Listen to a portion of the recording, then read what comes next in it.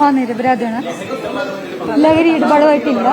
ഇല്ലല്ല, ഒന്നുമില്ല. ഷൈന് ബാസയായിട്ട് എന്താണ് ബന്ധം എന്നുള്ളത് ചോദിക്കാൻ വേണ്ടിട്ട് വിളിപ്പിച്ചതാണ്. ഫ്രണ്ട്ഷിപ്പാണ്, അതിനപ്പുറത്തോട്ടൊന്നും.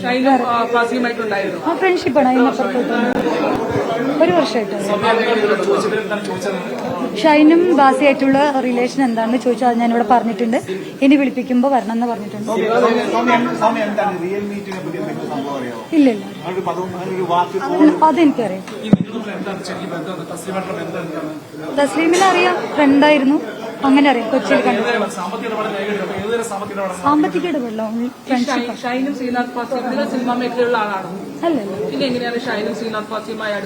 സോഷ്യൽ മീഡിയ ഉണ്ടല്ലോ, അതിലൂടെ അത്രേ ഉള്ളൂ. അതിനപ്പുറത്ത് അങ്ങനെ സൗഹൃദത്തിലായവരാണ്. അതെ, എത്ര വർഷമായി സൗഹൃദത്തിലാണ്? ഒരു വർഷം.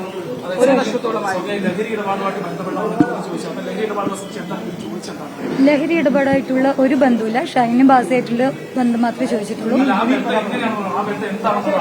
അത് ഓൺലി ഫ്രണ്ട്ഷിപ്പാണ്. വരാൻ പറഞ്ഞിട്ടുണ്ട്.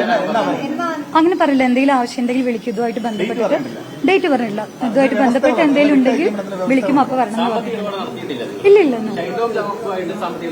ഇല്ല.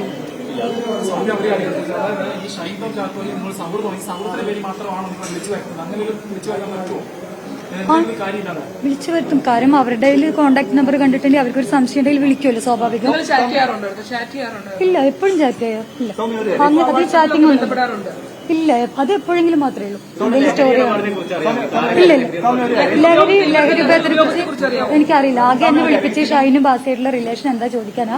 ലഹരി ഇടപാടായിട്ട് എനിക്കൊരു ബന്ധമില്ല. അതിനെക്കുറിച്ച് എനിക്കറിയില്ല. അതെ, അത് ഇതുമായിട്ട് എനിക്കറിയില്ല. അത് എനിക്കറിയില്ല കേട്ടോ. ഞാൻ അങ്ങനത്തെ ഇതിൽ നിന്നിട്ടില്ല, എനിക്കറിയാം.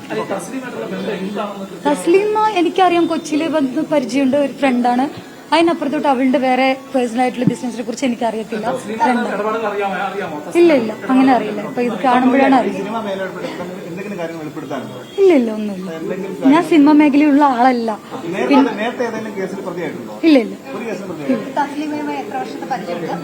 അവളായിട്ട് ഒരു 6 മാസത്തെ. അതെ അതെ, അത്രേ ഉള്ളൂ. ഏത് മീഡിയം വഴിയാണ് പരിചയപ്പെട്ടത്? ഇൻസ്റ്റഗ്രാം ത്രൂ ആണോ?